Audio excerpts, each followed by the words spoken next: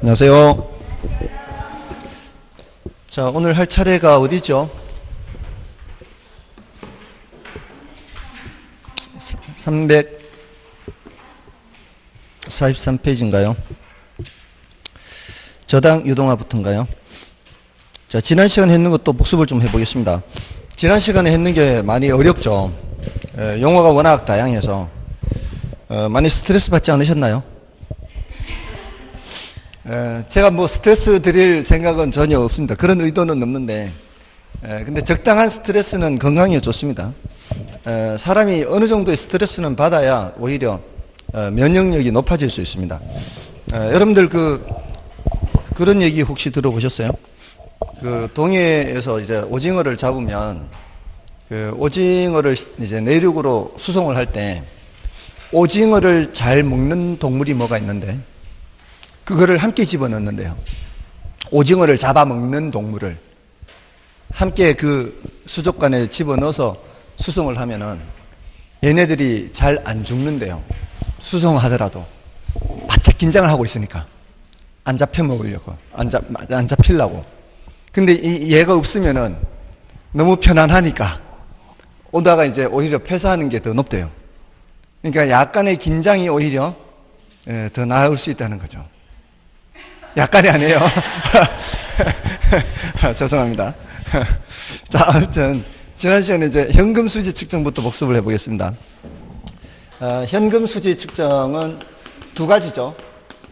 하나는 소득이득과 관련해서 가유순전후가 있고요. 또 하나는 자본이득과 관련해서 매순전후가 있죠. 우리가 늘 부동산에 투자하면 늘 두 가지를 생각해야 돼요. 소득이득과 자본이득 두 가지. 그러니까 우리 앞에 지렛대 효과 할 때도 그 두 가지를 생각했었잖아요. 총 자본 수익률 이렇게 하면은, 그러니까 아무 생각 없이 듣지 마시고요. 총 자본에 대한 수익이잖아요. 그러면 투자액은 무슨 투자액이 나와야 돼요? 총 투자액이 나와야 되겠죠. 그러면은 수익은 그 총 투자액이 번 수익이 나와야 될 거 아니에요. 그러니까 부동산이 벌어들인 모든 수익이니까 소득이득, 자본이득이 다 나와야 되죠. 다만 이제 경비 같은 걸 떼야 되니까 이제 순영업소득이 돼야 되겠죠. 그 다음에 이제 시세차익은 특별한 언급이 없으면 그냥 시세차익 그대로 제시를 하니까 자본이득도 하면 되잖아요. 그리고 지분 수익률 하면 어떻게 했어요? 지분 수익률 하면은 지분 투자액 분해 이렇게 가야 될 거 아니에요. 그럼 지분 투자액 분해 자기한테 떨어지는 수익 이렇게 하면은 이제 부동산이 벌어들인 전부 다가 내 거 아니잖아요. 거기에서 뭐를 빼야 돼요? 이자를 빼야 되죠, 이자. 남의 돈을 사용했느냐, 남의 돈 사용하지 않고 이제 남의 돈을 사용한 전체로 했느냐, 내 돈으로만 했느냐 하는 거니까, 남의 돈을 사용했을 때의 차이니까 남의 돈 사용 대가인 이자를 줘야 나한테만 떨어지는 수익이 되는 거 아니에요. 그래서 소득이득 더하기 자본이득에서 뭐를 빼는 거예요? 이자를 빼는 거잖아요. 그러면 이제 지분 수익이라는 것이에요. 나한테 떨어지는 수익. 그러니까 지분 수익률을 계산할 때는 지분 투자액분의 지분 수익. 총 자본 수익률 할 때는 총 투자액분의 총 자본 수익. 이런 식으로 계산을 생각을 하면은 공식을 굳이 외우려고 할 것은 아니라는 거죠. 아무튼 전체 부동산이 벌어들이는 것은 소득이득도 있고 자본이득도 있는데 소득이득과 관련해서 가유순전후 했죠. 가는 이제 가능총소득, 유는 유효총소득, 수는 순영업소득, 세전현금수지, 세후현금수지. 이게 이제 가와 유가 차이가 나는 이유는 공실 및 대손충당금, 그 다음에 기타 소득이 있죠. 이런 항목들이 바로 생각이 나도록 훈련이 돼 있어야 돼요. 그래야 이제 지문이 나올 때 지문으로 문장을 만들 거 아니에요. 문장을 만들면은 이런 항목들 세 가지가 머릿속에 들어 있어야 옳은 표현인지 틀린 표현인지 바로바로 체크를 할 수가 있죠. 그 다음에 여기서는 차이가 나는 게 뭐예요? 영업경비죠. 여기서는 영업경비에 포함되는 항목과 포함되지 않는 항목이 바로 체크가 돼 있어야 되죠. 위에 포함되는 항목으로서는 재산세가 포함되는 걸 주의하시고, 포함 안 되는 것은 이제 위에 있어서 포함 안 되는 게 있고, 아래에 있어서 포함 안 되는 게 있잖아요. 그렇게 하고, 추가적으로 감자, 소개라는 게 포함 안 된다. 이거 체크하면 되는 거죠. 그러니까 이런, 이 글자를 썼지는 않지만, 이런 항목들을 보고 주의를 해야 될 것들을 체크를 하는 겁니다. 그 다음에 이제 경비 빼고 빚값죠. 빚은 부채 서비스액 또는 저당 지불액이라는 표현을 쓰죠. 그는 원금과 이자의 합으로 구성이 되어 있습니다.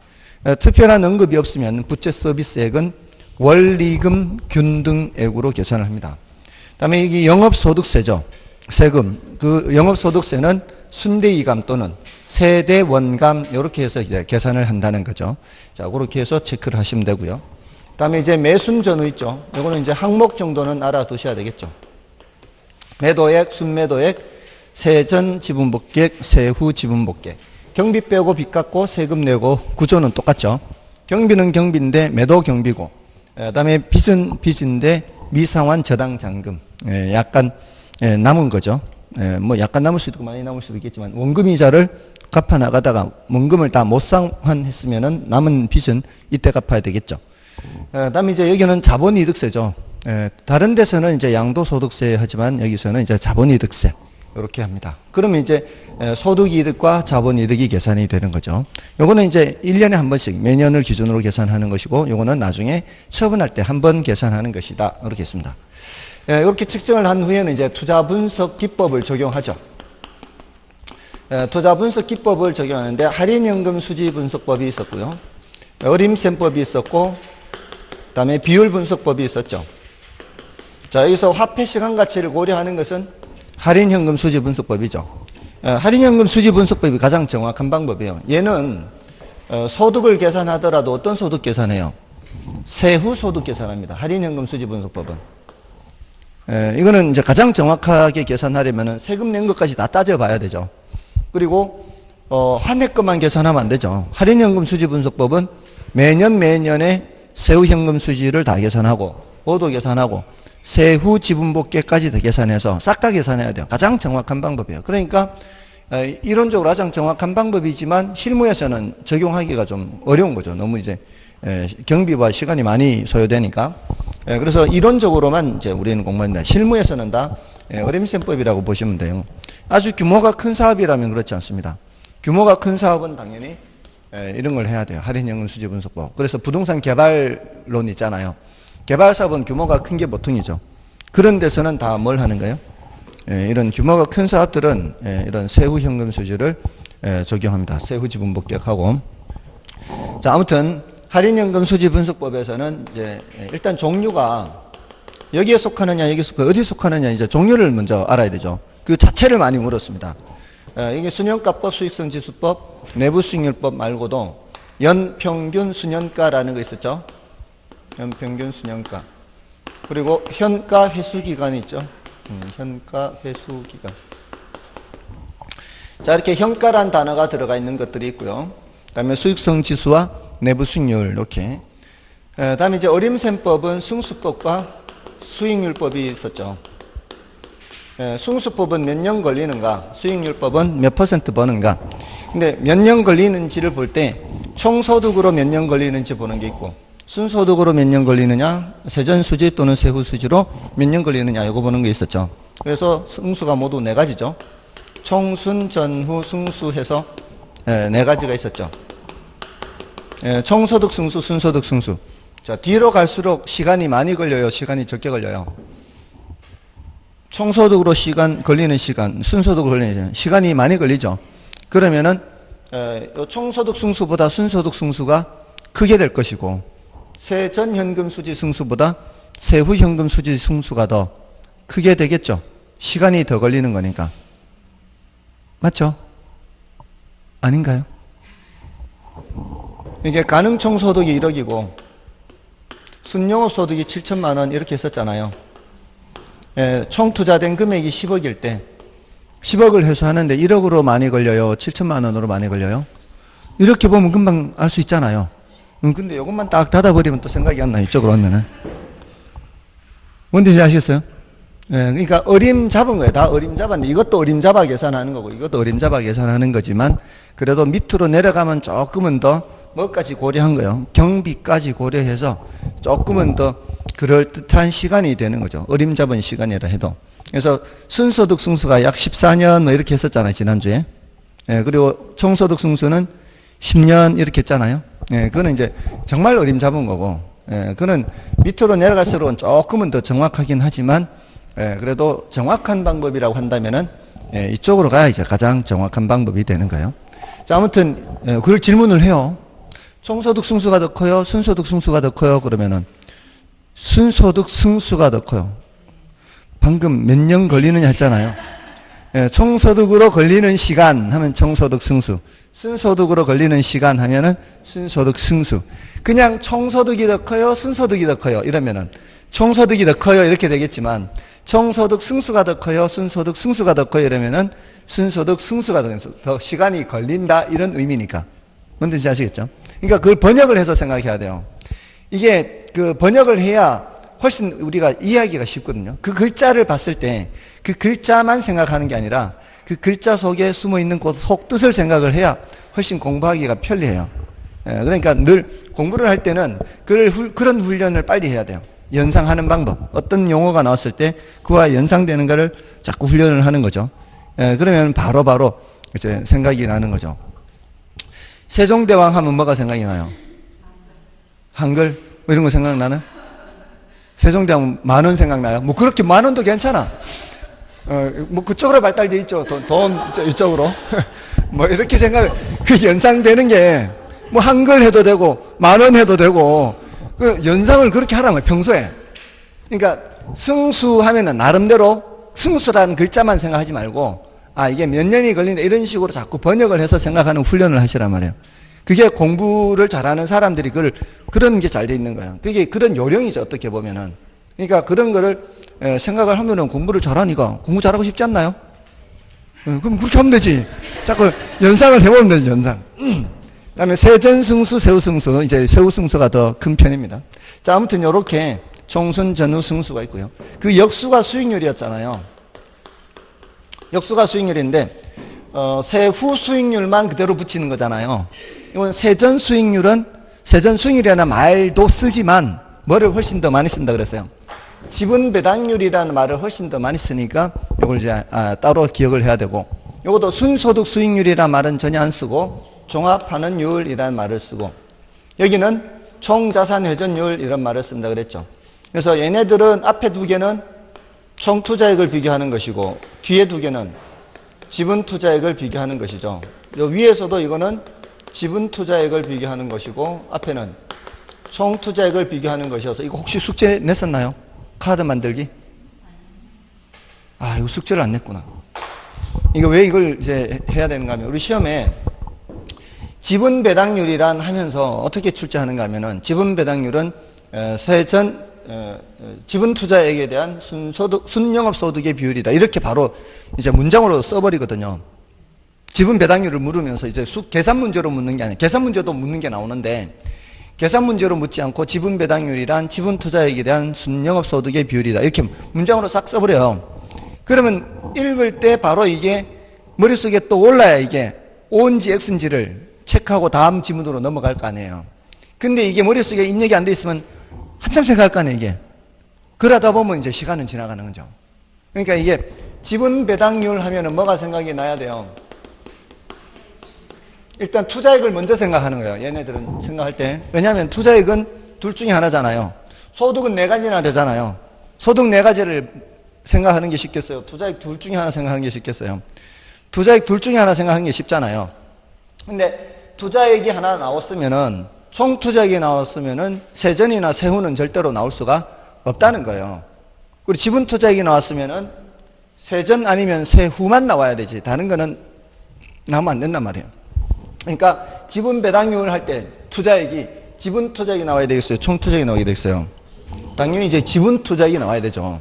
근데 지분 투자액이 나오면은 세전이나 세후가 나와야 되거든. 그 둘 중에 누가 나와야 되냐 이 말이에요. 세전이 나와야 된다는 거예요. 세후는 이제 세후 늘 세후자가 붙어 있으니까. 뭔지 아시겠죠? 그래서 이 지분 배당률 카드를 만들어서 딱 보자마자 뒷면에 이제 이 뒷면에 써야 되는 내용. 그러니까 지분 투자액과 세전 현금 수지가 이 단어를 보자마자 바로 머릿속에 떠올 수 있도록 훈련을 해야 돼요. 총자산 회전율 하면은 투자액은 무슨 투자액 나와야 돼요? 총투자액 나와야 되고, 소득은 총소득이 나와야 되죠. 그게 이제 뒷면에다 그걸 적어 놓으라고요. 그래서 바로바로 이 글자를 보고 뒷면을 확인했을 때 바로바로 이게 대답을 할 수 있도록. 그게 훈련이 돼 있어야 돼요. 그래야 바로바로 읽고 OX를 체크를 할 수가 있는 거죠. 이런 카드가 몇 장이 있어요? 8장. 여기 4개, 여기 4개. 8장 카드 만드시라고. 아시겠죠? 카드 만들어서 바로바로. 왜냐면은 이거는 더 이상의 난이도가 높은 문제로 안 나와요. 어떤 이론적으로 더 깊게 들어가는 부분이 없단 말이에요. 그냥 단지 분모 분자를 이제 짝짓기 하는 거란 말이에요. 이런 거 틀리면 안 되잖아요. 계산 문제에서 틀릴 거 아니에요. 여기서도 틀리고 계산 문제에서도 틀리면 여기서는 맞출 게 뭐가 있냐 말이에요. 네 문제 중에 2문제가 계산 문제. 이게 현금 수지 측정부터 투자 분석 기법까지 4문제 중에 2문제가 계산인데, 계산 문제가 여기가 좀 난이도가 높은 편이에요. 시간이 많이 걸리는 게 많아요. 한 20%, 한 30% 정도가 난이도가 낮은 거거든요. 근데 난이도가 중이 별로 없는 것 같아요. 여기는 시간이 많이 걸리니까. 일단 지문마다 계산이에요. 지문마다 계산인 거는 난이도 자체는 높지 않은데 일단 시간이 많이 걸릴 거 아니에요. 근데 그것도 요게 훈련이 된 사람은 빨리 풀 수가 있어요. 요거 훈련된 사람은.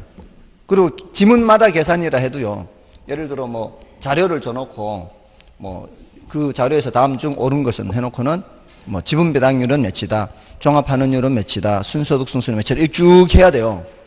근데 그게 5개를 다 계산해야 되잖아요. 근데 이거를 알고 있는 사람이라면은 보기에서 바로바로 찾아내면 돼요. 이게 거의 대부분 찾아내면은 거의 대부분 바로 암산으로 되는 정도의 숫자들이에요. 그러니까 숙달이 되면은 그게 되는데, 만약에 혹시라도 5개 중에 생각이 안 나는 게 있어도 생각이 나는 것만 풀고 거기서 다행히 답이 나오면은 체크하면 되는 거고, 거기서 답이 안 나오면은 나머지에서 찍으면 되잖아요.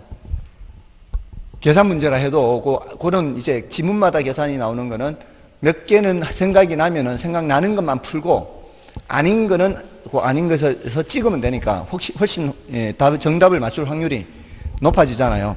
그러니까 이거를 훈련을 해 놓으시라고. 이걸 카드를 만들어 놓으시라고. 아시겠죠? 자, 그런 거 했고요. 그다음에 여기에 단순 회수 기간도 했죠. 그다음에 회계적 이익률도 했죠. 그렇게 해서 모두 어림셈법에 10가지를 했고요. 그다음에 이제 비율 분석법에서는 비대부채 했잖아요. 대는 뭐였어요? 대부 비율. 요거 남의 거 비율이었죠. 부동산 가치 전체의 남의 거 비율이고, 대부 비율이 60%라는 것은 내 거는 몇 프로? 40%. 그거는 지분 비율이에요. 대부 비율과 지분 비율은 다음은 항상 1이 돼야 되겠죠. 자, 근데 대부 비율은 저당 비율, 융자 비율, 담보 인정 비율, 동의어가 많아서 영어로 LTV 이렇게 써준다 그랬죠.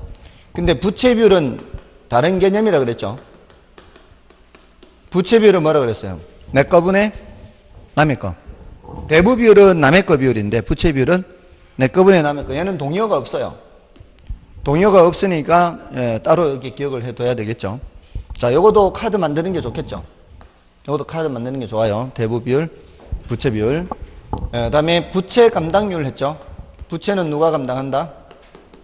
순영업소득이 감당한다. 이것도 마찬가지. 요 부채 감당률 카드 만드는 게 좋겠죠. 뒷면에 뭐가 있어야 되는 거예요? 순영업소득과 부채 서비스액이 있으면 되겠죠. 그게 이제 익숙해지면은 아무것도 아닌, 그냥 딱 읽으면 바로 정답이 보이는 그런 문제들이 다 이제 맞출 수 있는 거예요. 다음에 채무불이행률은 뭐예요? 채무불이행률은 뒷면에 뭐가 있어야 돼요? 유효총소득이 있어야 되고, 그리고 영업경비 플러스 부채 서비스액, 여기 있어야 되겠죠. 그렇게 해서 얘는 1보다 작을수록 좋은 거고, 얘는 1보다 클수록 좋은 거예요. 그 다음에 이제 영업경비 비율 있죠. 영업경비가 차지하는 비율. 그래서 이것도 뭐가 있으면 좋아요? 카드가 있으면 좋겠죠. 그래서 모두 13장. 카드 만드세요. 카드 만들어서 이제 수시로 이렇게 카드 넘기면서 보시라고요. 화장실 벽에다 붙여 놓든가, 어디에 붙여 놓든가. 포스트잇에 해도 되죠. 포스트잇에서 이렇게 붙여놓고 이렇게 딱 뒤집으면은, 붙여놓고 뒤집으면 보이게 이렇게 해놓으면 되잖아요. 그렇게 해서 하십시오. 이거는 더 이상의 난이도 높은 게 나오지가 않거든요. 조금 더 세부적으로 들어가는 건 얘는 이제 조금 이제 이해를 해야 되는 게 나오죠. 예를 들어서 순형가가 뭐예요? 그러면은 유입현가 빼기 유출현가 하잖아요. 들어오는 돈과 나가는 돈. 이걸 바꿔 써서 질문도 한단 말이에요. 이게 들어오는 돈이 앞서 나와야 되는데 나가는 돈이 앞서 나오면 안 되잖아요. 유입 이걸 현가로 바꿔야 되죠. 이것도 현재 가치로 바꿔야 되죠. 이제 현재 가치로 바꾸어서 비교하는 거죠. 그 다음에 수익성 지수는 뭐예요?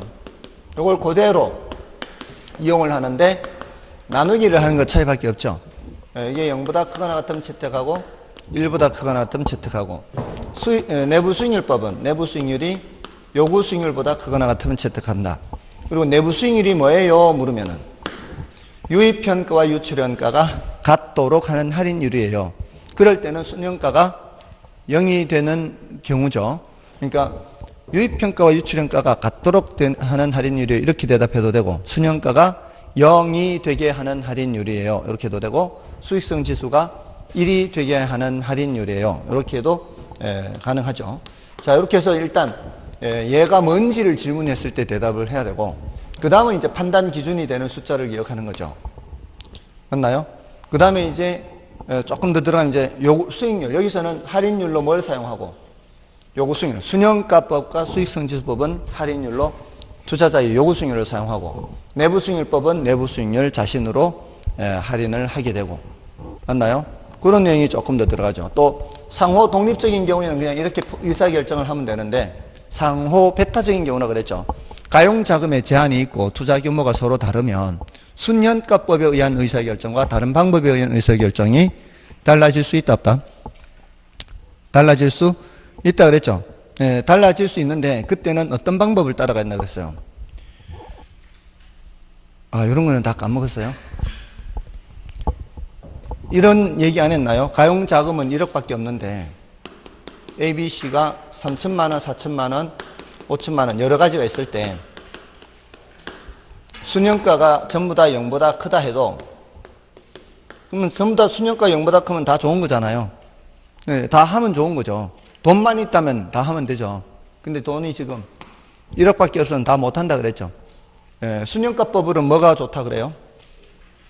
B, C가 좋다 그러죠.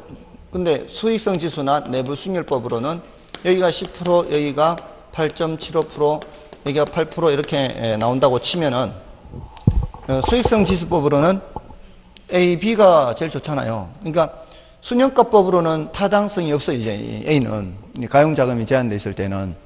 근데 수익률법으로 내부 수익률법으로는 타당하죠. 그러니까 그런 것도 질문한단 말이에요. 순현가법으로는 타당한 것이 또 수익성 지수나 내부 수익률법은 타당하지 않을 수가 있다. 이런 걸 질문을 한다고요. 그리고 순현가법에 의한 의사결정과 수익성 지수법에 의한 의사결정 또는 내부 수익률법에 의한 의사결정이 달라질 수 있다. 이렇게 달라진다. 순현가법과 달라지잖아요. 이럴 때는 어떤 걸 따라가야 된다고 했어요? 순현가법을 따라가야 투자자의 부가 극대화된다. 이런 걸 질문을 한다고요. 그리고 여기는 그냥 더하기 했잖아요. 더하기. 그래서 순현가법은 뭐가 이루어진다? 가치, 가산성이 성립한다. 더하기만 하면 되는 거. 이걸 뭐라고 한다? 가치, 가산성. 가산, 더하기. 근데 이거는 더하기 하면 돼요? 안 돼요? 이거는 더하기 하면 안 돼요. 다른 방법은. 수익성 지수나 내부 수익률. 이런 거는 조금 난이도가 높은 거죠. 근데 이제 이런 거는 많이는 출제를 안 됐단 말이에요. 대부분 그냥 그 뜻 묻는 게 대부분이었단 말이에요. 그러니까 이쪽 위주로 정리를 해 두시라 이 말이에요. 됐나요? 일단 이거는 여기서 출제되는 건 다 해야죠. 분모분자 나오는 걸 틀린다는 거는 이거는 그런 너무 공부를 안 한 거죠. 그냥 그 공인중개사 자격증이 그냥 뭐 고수도 쳐서 따는 게 아니잖아요. 어느 정도 공부는 해야 되죠. 자, 아무튼 이런 내용들이었어요. 투자분석기법. 여기서 네 문제 나온단 말이에요. 네 문제. 계산 문제 두 문제, 이론 문제 두 문제. 근데 이론은 어렵지 않다는 거지. 조금 이제 어려운 거. 이런 문제에서 어려운 게 한 30%가 안 돼요. 이런 이 전체 20문제에서 어려운 게 30%가 안 돼. 한 20% 이내예요. 근데 계산은 쉬운 문제가 한 30% 가까이 돼요. 계산은 쉬운 게. 그러니까 반 이상은 맞출 수 있어요, 사실은. 그 쉬운 거 맞춘다면. 근데 계산 문제는 나는 처음부터 포기하겠다. 이런 사람들은 아주 쉬운 계산 문제도 못 풀겠죠. 계산 숫자만 나오면 그냥 패스해버릴 거니까. 그러니까 쉬운 거는 맞춰야 되겠다. 이런 생각을 조금은 해야 돼요, 사실은. 그래야 어느 정도는 이제 계산 문제도 맞출 수가 있는 거죠.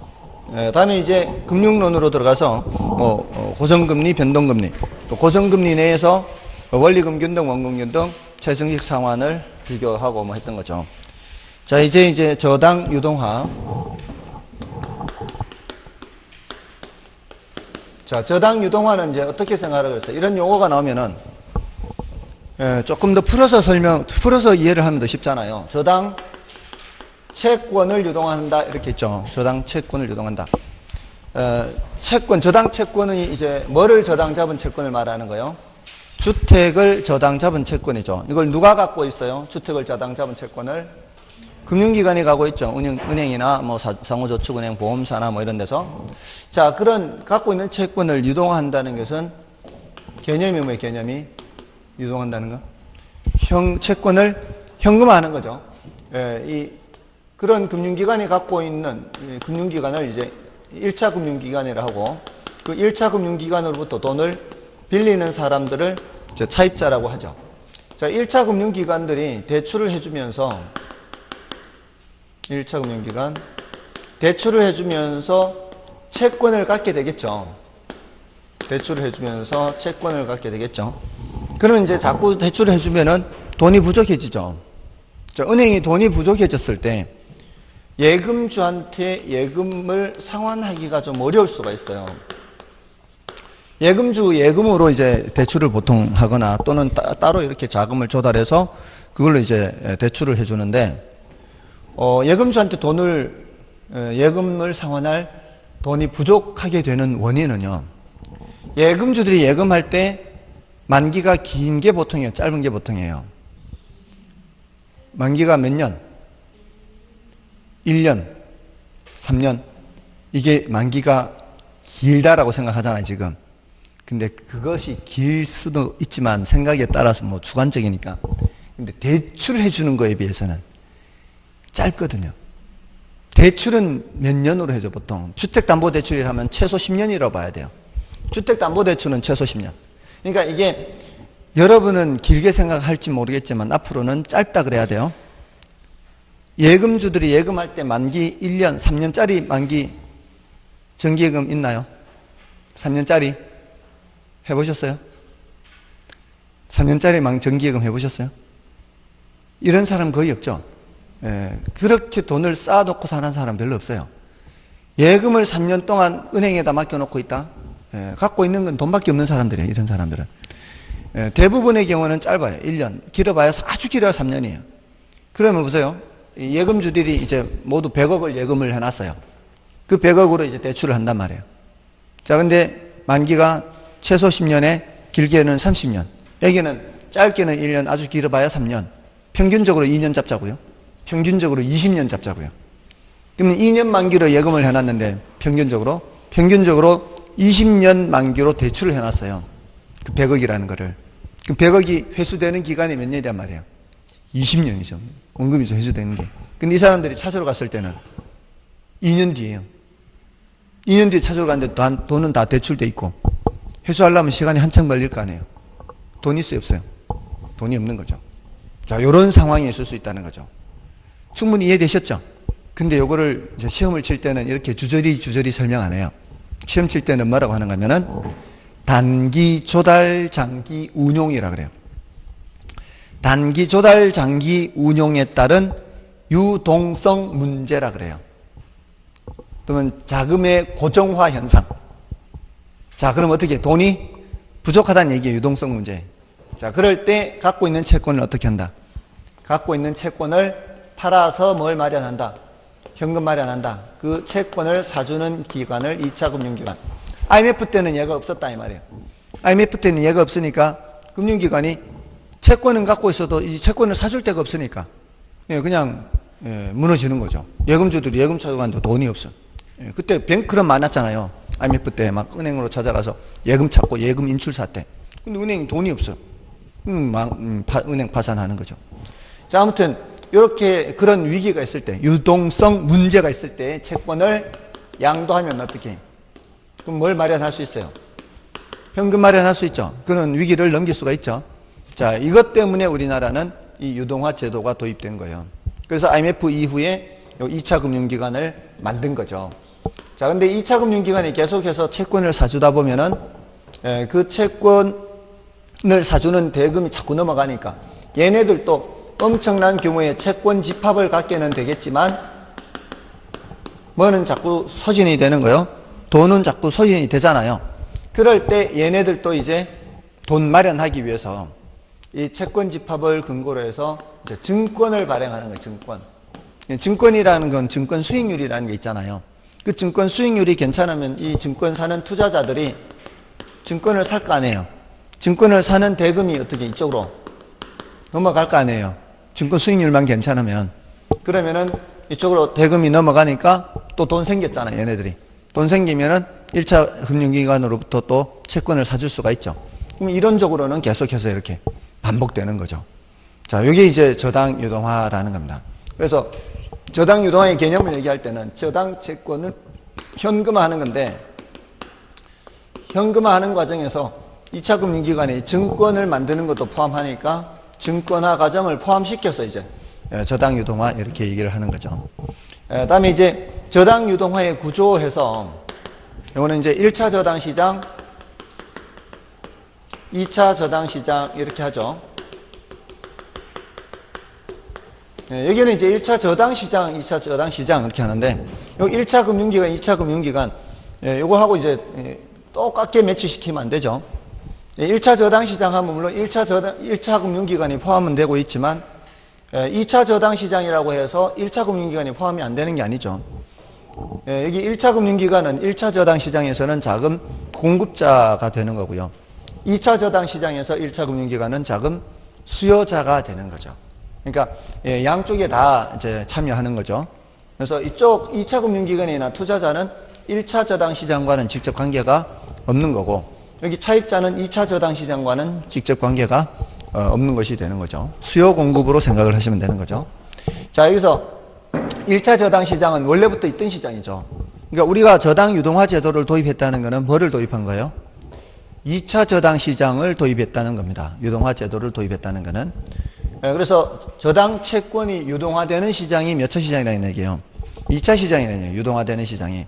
그러니까 유동화가 된다는 것은 이제 채권이 이쪽으로 넘어오는 과정에서 돈은 이쪽으로 넘어간다는 얘기잖아요. 이쪽 방향으로 채권이 넘어가면서, 채권 또는 증권이 넘어가면서 이쪽으로는 돈이 넘어간다. 그래서 돈이 이쪽으로 가는 거는 2차 시장을 자금 공급 시장이라고 그래요. 자금 공급 시장. 자금이 공급되는 시장. 누구가 갖고 있던 자금이에요? 투자자가 갖고 있던 자금이 공급되는 시장이 몇 차 시장? 2차 시장. 그리고 얘가 무슨 시장? 유동화되는 시장. 유동화되는 시장. 채권이 유동화되는 시장. 자, 그러면은 이 2차 금융기관은 이제 하는 역할이 뭐예요? 여기 이제 투자자들이 갖고 있던 돈을 여기 이제 1차 금융기관으로 이렇게 넘겨주는데 중간에서 중개하는 역할을 하죠. 그래서 얘는 유동화 시장에서 무슨 역할을 한다? 중개하는 역할을 하는 기관이다. 이렇게 얘기를 하는 거죠. 그래서 우리나라에서는 이 역할을 누가 하는 거예요? 한국주택금융공사가 있고요. 또 유동화 전문회사가 있어요.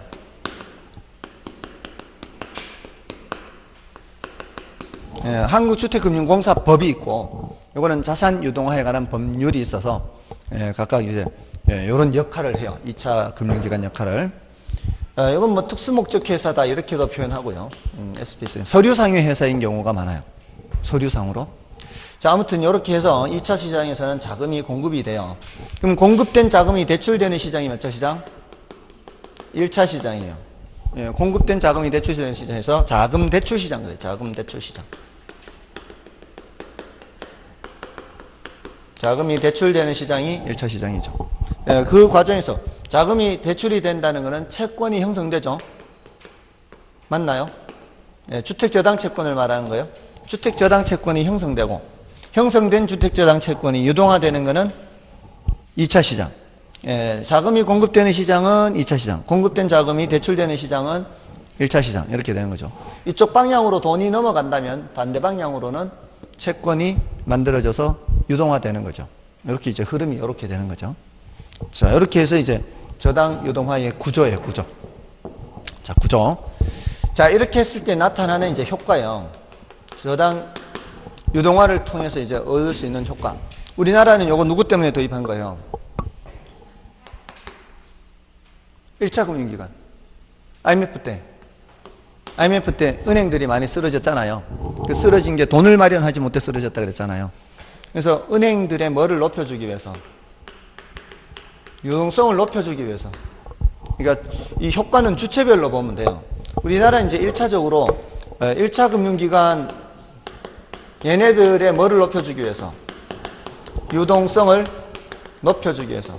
유동성을 높여준다는 것은 유동성 위험은 줄어드는 거예요. 그것 때문에 도입된 거예요, 우리나라는. 근데 이제 그 과정에서 누구도 혜택을 볼 수 있어요. 차입자들도 대출받기가 더 쉬워지잖아요. 그러니까 이 차입자 입장에서는 자가주택 소유 기회가 증가하는 거죠. 그런 이제 혜택이 있어요. 그 다음에 이제 이 투자자 입장에서는, 투자자들은 과거에 없던 새로운 증권이 만들어진 거거든요. 옛날엔 이런 증권이 없었어요. 이 주택저당채권 집합을 근거로 하는 증권이 없었어요. 그런 증권은 만기가 긴 것도 많아. 이게 만기가 기니까, 이거 길게는 만기 30년까지 있으니까 증권의 만기가 긴 것들도 많거든요. 근데 옛날에는 증권의 그 만기가 긴 게 많지 않았어요. 그러니까 만기가 긴 거를 원하는 투자자도 있거든요. 국민연금공단 같은데, 국민연금공단 같은 데는 장기 투자를 한단 말이에요. 그럴 때는 만기가 긴 증권도 괜찮아요. 그러니까 다양한 포트폴리오를 구성한다는 얘기잖아요. 다양한 포트폴리오를 구성할수록 비체계적 위험은 줄어들 수가 있죠. 그런 장점이 있다는 거죠. 자, 거기에 이제 요게 지금까지 설명드린 거예요. 여기다 이제 조금 더 추가를 한다면, 자, 요거 교재에서 보면서 좀 설명을 드릴까요? 자, 일단 343쪽에 교재를 좀 보시면은 저당 유동화의 개념에서 그 저당권 또는 저당 채권이죠. 이것을 하나의 상품으로 유통되게 하여 신용창조수단으로 활용하는 것 하죠. 신용창조라는 것은 이제 현금이 더 만들어지는 효과를 말해요. 그러니까 얘가 저당 유동화가 없으면 보세요. 저당 유동화가 없으면 얘네들이 예금주로부터 받은 100억을 대출을 해준다면 1인당 1억씩 대출을 해주면 100명한테 대출을 해주면 더 이상 대출을 할 수가 없잖아요. 근데 유동화 제도를 통해서 돈이 부족하면 어떻게 한다고요? 채권 팔아서 현금 마련하면 또 대출해 줄 수 있죠. 그러니까 훨씬 더 많은 자금이 운용되는 효과가 있죠. 요거를 신용창조라고 여기서는 표현하고 있는 거예요. 그 수단으로 활용하는 것을 저당 유동화라 하고요. 나머지 질문, 나머지 내용 됐고 기억에. 그 니은에 보시면, 니은에 대출자인 금융기관은 한정된 재원으로 많은 수요자에게 이렇게 되죠. 대출자인 금융기관은 한정된 재원으로 많은 수요자에게, 자, 자금은 얼마 없었어도 많은 수요자에게 필요한 자금을 공급할 수가 있죠. 지금 그 얘기가 반복되고 있는 건데 표현이 다른 것 뿐이에요. 다음에 이제 동그라미 2번에 저당 유동화의 전제이죠. 자, 여기서는 두 번째 줄에 보세요. 저당 유동화의 전제, 기억의 두 번째 줄. 부동산 자금이 저당 시장에 원활하게 공급되기 위해서는 저당 수익률이 저당 담보증권 투자자들의 요구 수익률을 충족시킬 수 있어야 된다. 이렇게 돼 있죠. 그 저당 수익률이 뭘까요? 저당 수익률. 이자율. 앞에 지렛대 효과에서도 나왔어요. 저당 수익률이 뭐하고 같은가요? 이거는 이자율과 같아요. 여러분들 그 저당 수익률 보세요. 저당 수익률. 지렛대 효과. 240 몇 쪽이죠? 240쪽인가? 240쪽인가요? 아니면 34인가요? 236쪽에 있겠네요. 236쪽에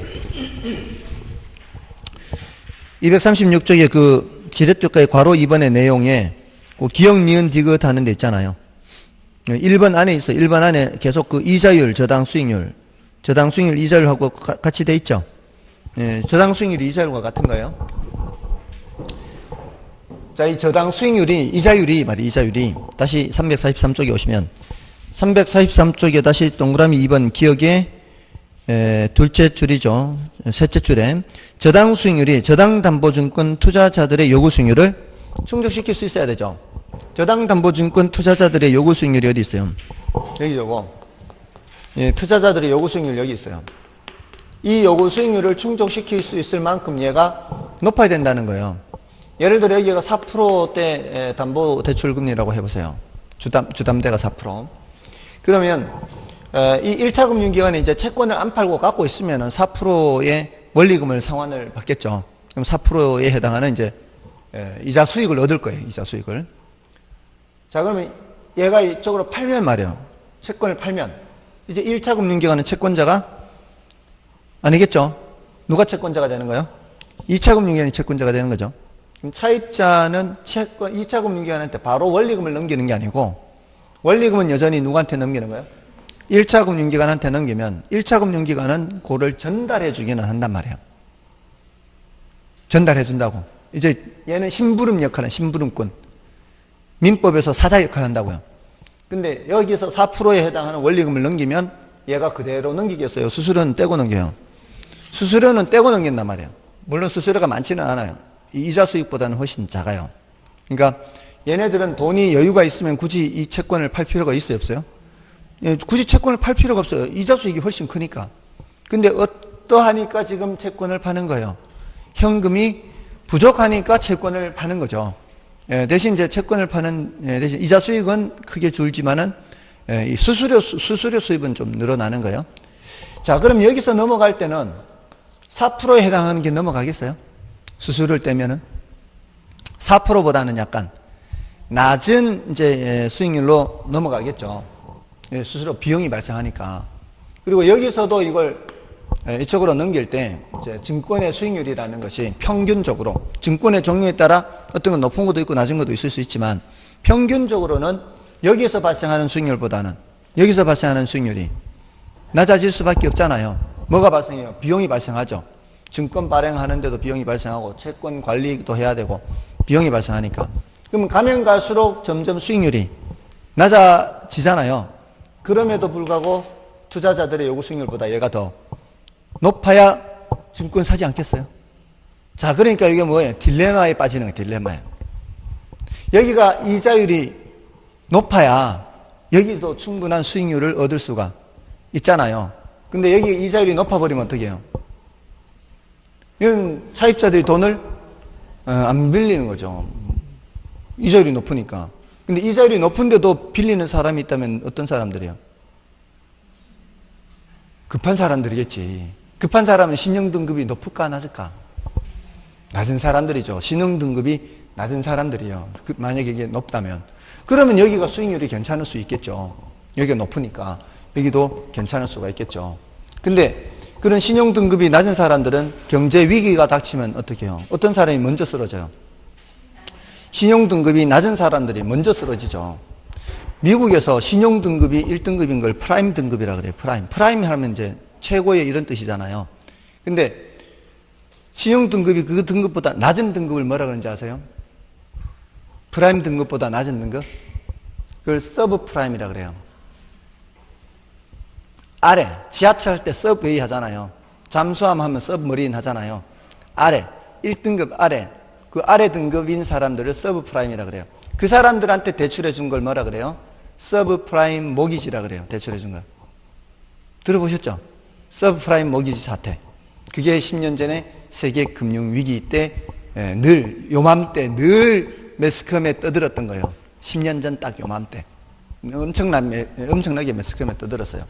그 서브 프라임 모기지 사태가 바로 뭔가 하면은 신용등급이 낮은 사람들한테 대출을 해줬다고요. 근데 그때가 변동금리였어요. 지난주에 변동금리 했잖아요. 변동금리로 대출해주면 금리가 올라가는 상황에서 어떻게 될 가능성이 높다 그랬어요? 채무 불이행 가능성이 높다 그랬죠. 자, 이제 채무 불이행을 한 거죠. 이제 서브프라임 모기지 그 차입자들이 등급이 낮은 사람들이. 그러니까 이제 여기 증권에 투자했던 사람들 이제 막 파산하고 난리 난 거죠. 리먼 브러더스 파산했죠. 리먼 브러더스가 이것 때문에 파산한 거예요. 그리고 여기에 이 증권에 투자한 우리나라 사람도 많아요. 우리나라 사람도 많은데 자기 돈이 거기에 투자된지도 몰라. 펀드 형식으로 이렇게 돈을 넣잖아요, 우리가. 근데 그 펀드 매니저가 이걸 샀단 말이지, 그걸. 뭔 뜻인지 아시겠죠? 자기가 산 게 아니야. 자기는 산 줄도 몰라. 근데 돈 뭐 수익률 좋다 그래가지고 그냥 막 번하고 하니까 돈 넣은 거지, 그냥. 돈을 넣은 거지. 펀드 매니저가 샀단 말이야. 그러니까 전 세계 금융위기가 터진 거죠. 그 서브프라임 모기지 사태가 바로 이 저당 유동화 구조에서 나타난 거예요. 예, 이게 이제 딜레마라고요. 이게 높으면은 그만큼 이제 위험도가 높다는 뜻이고, 낮으면은 여기 수익률이 낮겠죠. 자, 그게 이제 딜레마. 그 말이 문장이 그거예요. 이게 유지되기 위해서는 투자자들의 요구 수익률을 충족시킬 수 있을 만큼 얘가 충분히 커야 되는데, 그게 약간의 딜레마 상황이에요. 자, 그렇다면 지금 현재 이게 주택담보대출 금리가 3.5%대라면 여기가 수익률이 높겠어요, 낮겠어요? 낮죠. 그러니까 지금 이게 증권에 투자하는 투자자들은 이 공격적인 투자자들은 별로 선호하지 않는 거죠. 굉장히 안전은 해요. 안전하니까 가는 거죠. 예를 들어 정기예금 금리보다는 낫다 이 말이야. 정기예금 금리보다는 나으니까 뭐 할 수는 있지. 할 수는 있는데 그렇게 공격적인 사람들은 원하는 것은 아닌 거죠. 근데 뭐 어차피 정기예금 금리보다 낫다면 안전한 건 굉장히 안전하니까 그럼 뭐 할 만도 한 거죠. 됐나요? 자, 아무튼 안전하기는 굉장히 안전해요. MBS가. 자, 근데 이제 종류에 따라 조금은 달라요. 이제 기본적으로는 굉장히 안전한 편이에요. 자, 아무튼 지금 그 단어가 그거예요. 그 기억에 있는 단어가 부동산 자금이 저당 시장에 원활하게 공급되기 위해서는 저당 수익률이 저당 담보증권 투자자들의 요구 수익률을 충족시킬 수 있어야 한다 이 말이에요. 니은은 이제 또 더 부가적으로 설명하는 거니까 여러분들이 확인하시고요. 자, 이제 밑에 구조 나오죠. 1차 저당 시장, 2차 저당 시장. 자, 그거는 이제 여러분들이 확인만 하시면 돼요. 아까 설명은 다 드려서 추가적으로 체크해 드릴 말은 없어요. 다음에 이제 저당 유동화의 효과. 자, 요거는 좀 체크를 할 게 있는데요. 주택 수요자는 아까 이거 차입자들이죠. 자가주택 소유 기간가 증가한다. 요것만 체크하고요.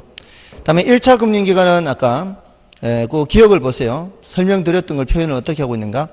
1차 금융기관의 기억에 주택금융기관은 자금 대출의 고정화 현상을 완화 이렇게 돼 있죠. 그게 바로 뭐예요? 자금의 단기 조달 및 장기 운용에 따른 유동성 문제를 해결할 수 있다고요. 아까 말씀드렸죠. 단기로 조달해서 장기로 운용하는 거예요. 다음에 이제 나머지는 뜯고 니은을 보시면 돼요. 니은. 위험 자산인 대출 채권을 매각하여 안전한 자산인 현금 보유 비율을 높이면 BIS 비율 제고에 도움이 된다. 이렇게 돼 있죠.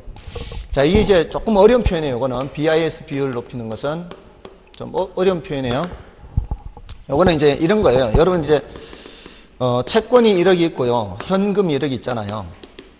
이게 회계적으로 자산을 평가할 때 내가 채권 1억짜리 갖고 있어요. 저 사람한테 돈을 1억 빌려준 거예요.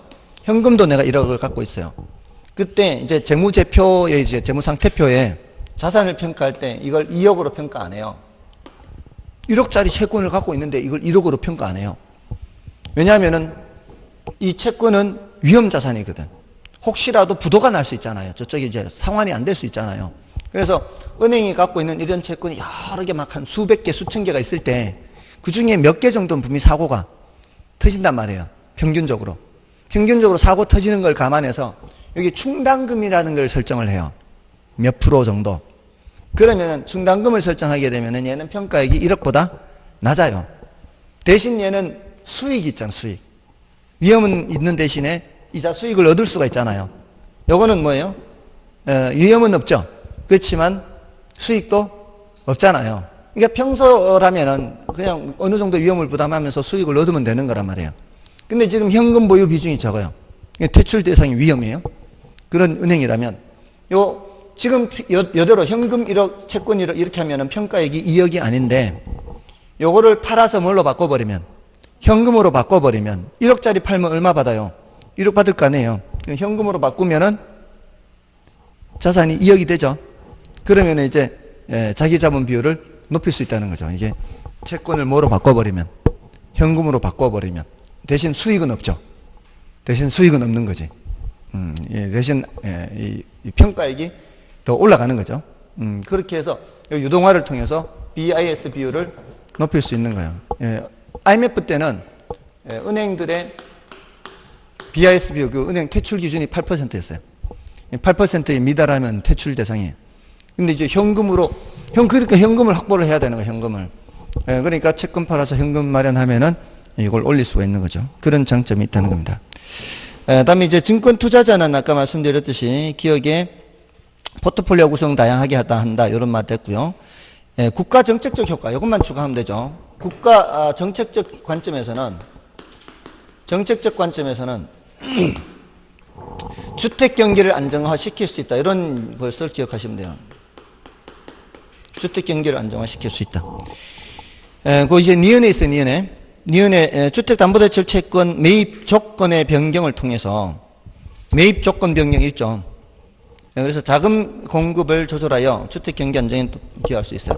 여기가 너무 과열돼 있잖아요. 너무 과열돼 있으면 좀 찬물을 끼얹을 필요가 있잖아요. 그럴 때는 채권을 안 사줘요.